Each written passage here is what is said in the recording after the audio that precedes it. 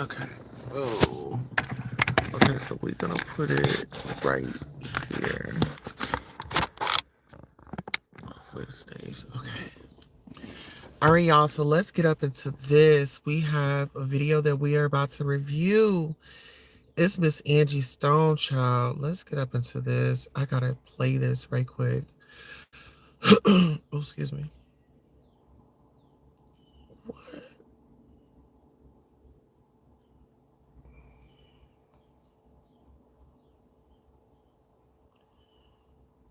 Oh, come on.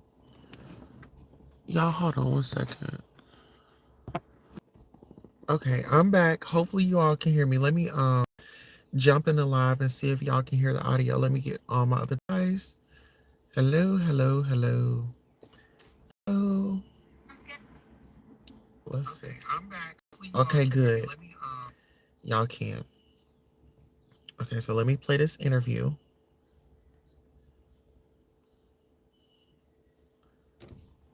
Yes. All right, y'all. Let's get into it. We about to play this interview with Miss Angie Stone, child. What really happened? You know what I'm saying? Let's get into it. Uh-oh.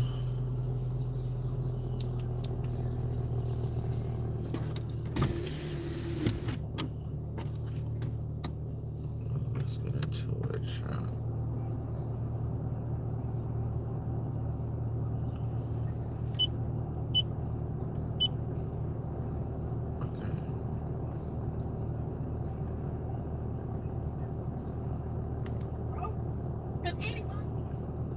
No, we are doing this.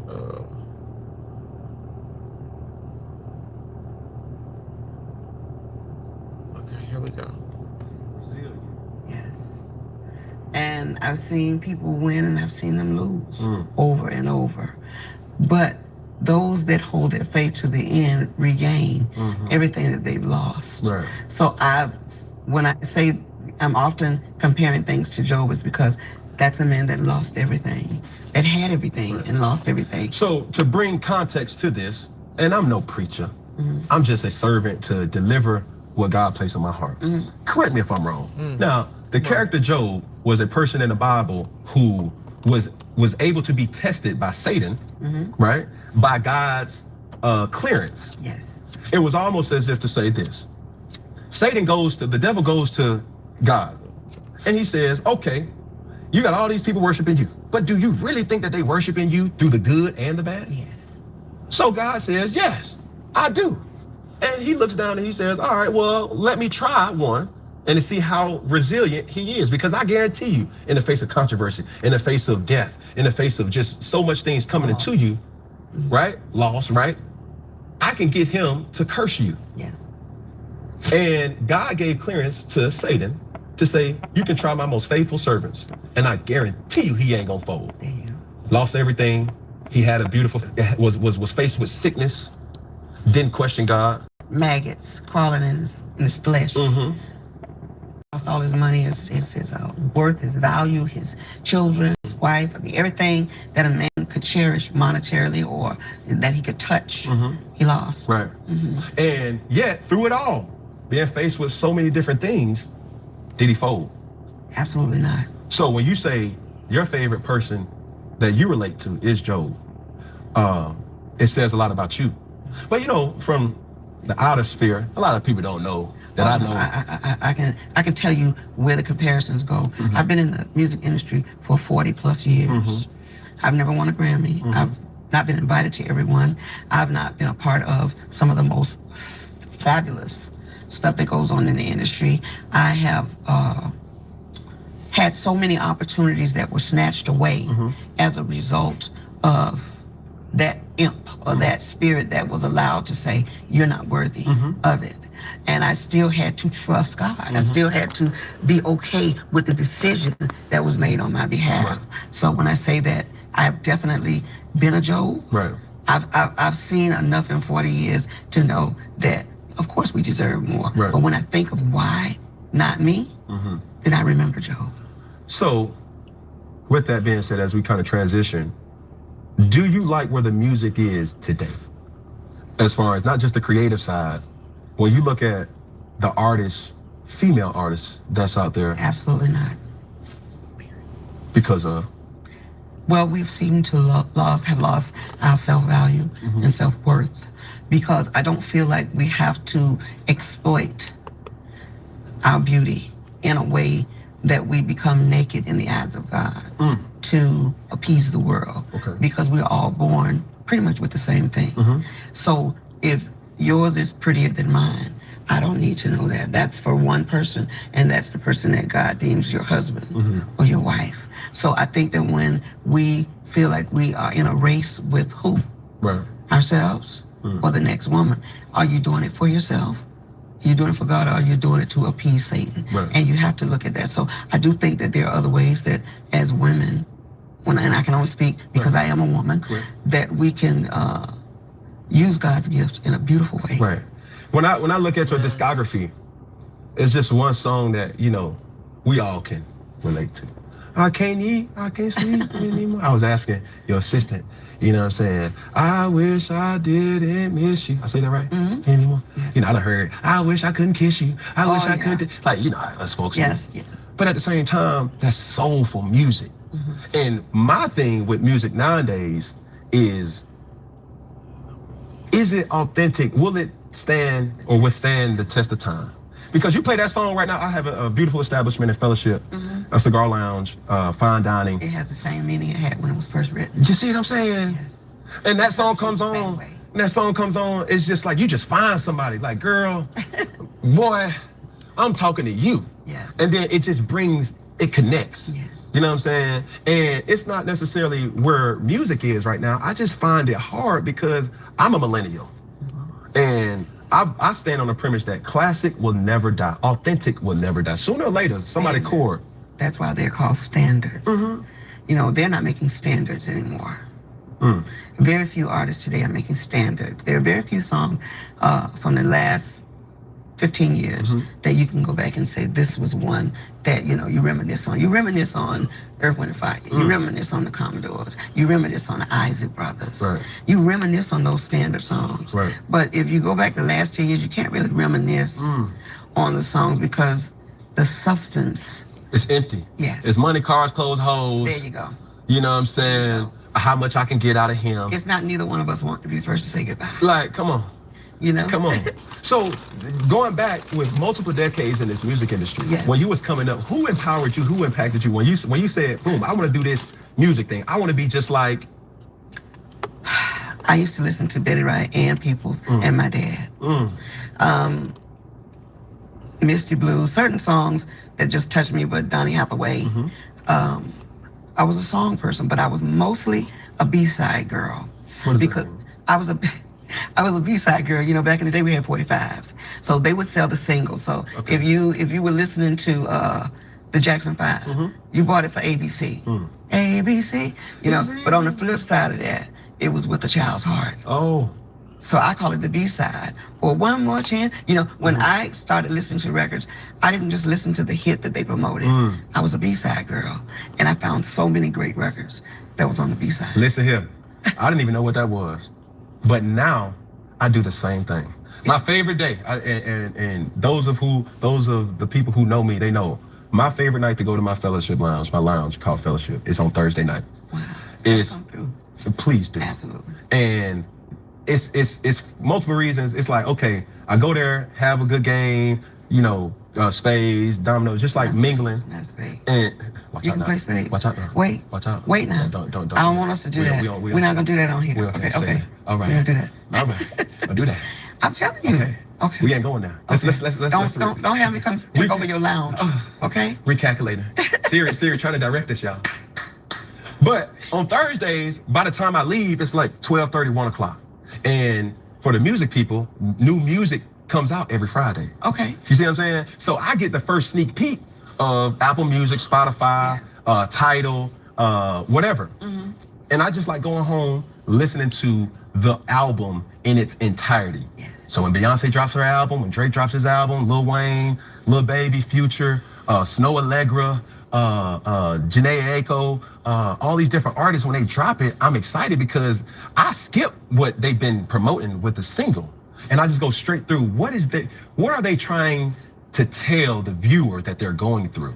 Okay. You see what I'm saying? So with me, I also, and this is why my favorite artist is Jay-Z, but I say it in a sense to say it's the new Jay-Z, not the old Reasonable Doubt Jay-Z, because I wasn't, by the time he dropped that, I was in that, 6th, 7th grade. I wasn't listening, I couldn't listen to his music, you know what I'm saying? How do you feel about Molly music?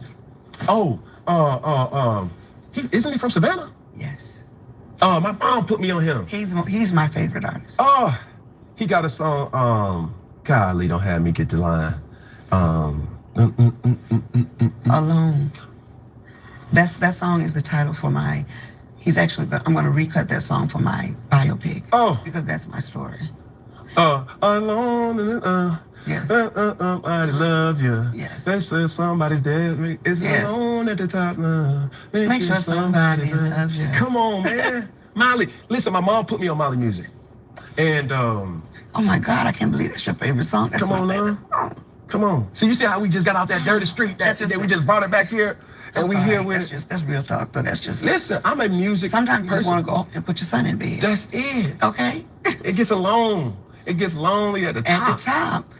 But people don't understand because they see the earth Big realm. lights, they see the planes, the cars, they see all of They that. see the Rolex, they see the shoes, they see the aesthetic, they see the energy. I got needs like you. Like, come on. And sometimes my body gets tired too. Mm-hmm. I'm trying to tell Man, you. you telling me. Okay. You told me. But man, it's just so crazy. But going back to Jay-Z, the reason why I say the new Jay-Z, the Magna Yes. Carta, the Kingdom Come, these different things, I'm able to relate to it because there was a time where I couldn't relate to it. Mm-hmm. But I would challenge myself because I would not only listen to the music, Right. I would rap genius and read it too. So everything, every simile, every metaphor, every satire that he was comparing, I was just like, oh, okay, I see what he did with that. And I started learning, and Jay-Z is a very genius artist because he teaches people about his lifestyle, but also about current events. And I bought a Basquiat just to be able to say, Baby Blue leaning on the Basquiat. Like, I'm like, okay, what's a Basquiat? What's a Warhol? Like, what's all these different things? Like, and I'm like, okay, cool. He's impacted me in that type of way that when I was growing up, when I came into money, these are the things that I wanted to have. It's the classic thing. It wasn't just because, this person got these type of shoes on, that person got that type of shoes, so I'm gonna get that type of shoes. It was like, no, I'm so secure in my identity as an alpha male that I respect all. But I'm not gonna sit up here and everybody going left. No. Okay. If right better for me, I'm going right. Thank you. See what I'm saying? That's real talk. So, I mean, like, it's crazy that, for you, and you having a whole different kind of antithesis of where music is now, from creating and making to, I'm curious to know, how do you, like, where were you when you was creating that song? You know what I'm saying? Wish I Didn't Miss You? What I was just saying? Wish I Didn't Miss You. Yes. Well, believe it or not, that was the last song on that particular album. Mm-hmm. That song was on Mahogany Soul. Mm-hmm. And a young man by the name of Ivan Matias and Andrea Martin, she died this year, wrote that song. It was the last song that Clive Davis put on my album. And my album was done.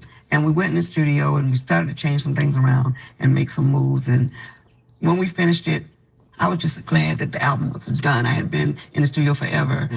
But what became of that song was, it was a wake-up call for me. It's like last shall be first and first shall be last. That's what happened with that song. That song became the one song that was the anthem. I still, to this day, have to close out every show with that song. I mean, it's timeless. Yes. And right after I finish Brother, I have to go and say, don't let me walk off the stage and don't do that song. But girl, come on, man. We need to hear. You know what I'm saying? So it was a good place for me because it was the icing on the cake to a phenomenal record. That was one of my best albums. Right. And that song proved to be one of the best songs I've ever done. Wow. So to that, when you would say, okay, I'm going to the studio or I'm going to the record, the A&Rs and the people creating, you had live bands. Sometimes we did an analog band. Sometimes I played I was the kind of person that was very private in the studio. I didn't like a lot of people around because it allowed me to be free. When I first started music, I was at Sugar Hill Records. I was at a rap label. And for people that don't know, I was with The Sequence, which was the first female rap group ever. And when we did that, I knew that I wanted to sing. So I incorporated singing with rap. And back then we had a live band. Everything was a live band. So Funk You Up was recorded with a live band.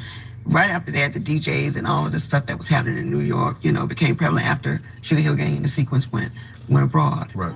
But as I grew up, I grew as an artist.